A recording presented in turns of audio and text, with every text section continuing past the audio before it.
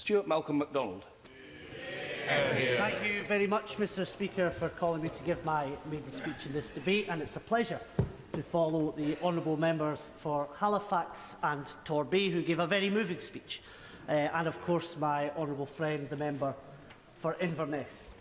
Mr Speaker, there have been many things said about the great city of Glasgow in this House over the years that have gone by, but I wish to submit the words of Sir Compton Mackenzie, the first nationalist rector of the University of Glasgow, who defeated the fascist candidate Oswald Mosley in that election. And he noted that when gazing over Glasgow from the Campsie Fells, that it offered something that neither Rome nor Athens could. That is the glory and grandeur of the future and the beating heart of a nation.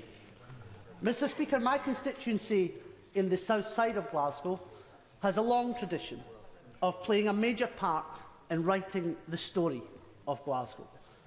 It is home to the Battle of Langside. It's home to the National Football Stadium, Hampden Park, the last village in the city, Carmunnock, and vibrant communities such as Cathcart, Pollokshaws, Shawlands, Carnwadrick, to name just a few. And members, I hope, will indulge me for just one moment as I note on the record that I am the first member of this House to be elected from what is probably the most famous part of my constituency, Castlemilk. Mr Speaker, Castlemilk has featured in the maiden speeches of 3 of my predecessors in this House. It's often referenced when talking about urban deprivation and social and housing problems, but I wish to change that in my remarks today. Instead, I wish to draw the attention of members to the anthem of Castlemilk, the famous Geely Peace song.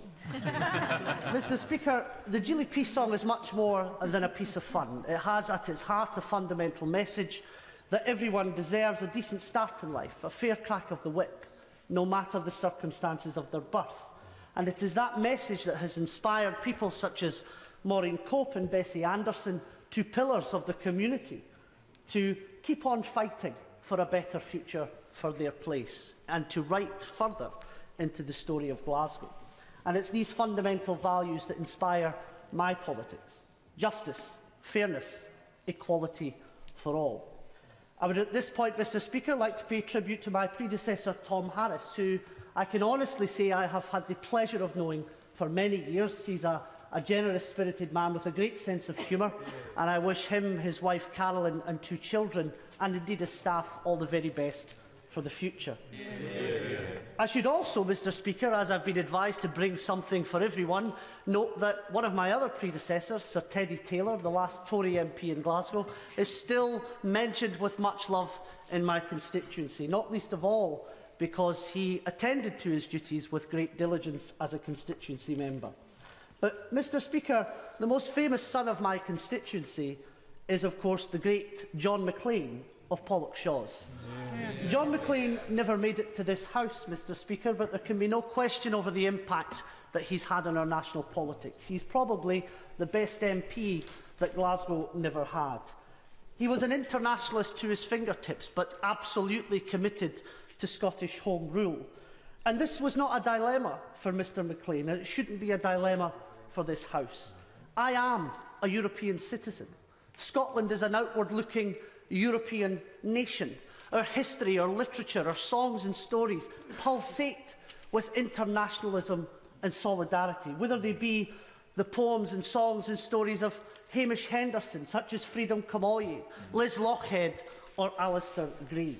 And I and my 55 colleagues have been sent to this House to argue for Scotland's place in Europe and for the rights of young people and European nationals to have a say on our future in Europe. However, so rose-tinted are the spectacles of some of the members opposite that they cannot see the problem they are walking into. And that is, Mr Speaker, that in trying to kill one union, they might end up killing 2. Mr Speaker, if Scotland is to be dragged out of the European Union against its wishes and on the back of votes from voters in England, then that may be the result that they do not see coming.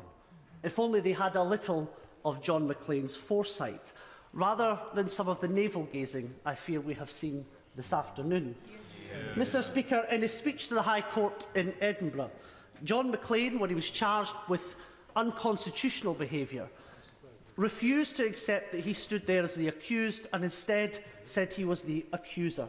And so too do I and my party stand here as the accuser of a government that wants to make our country small, look inward and divide our citizens. We will oppose this in the most vociferous way. Mr. Speaker, the Glasgow story will continue to be written. It must continue to be told. I hope to add something meaningful to that story by emulating the diligent approach of Teddy Taylor, but with a political philosophy, Mr. Speaker, much closer to that of John McLean.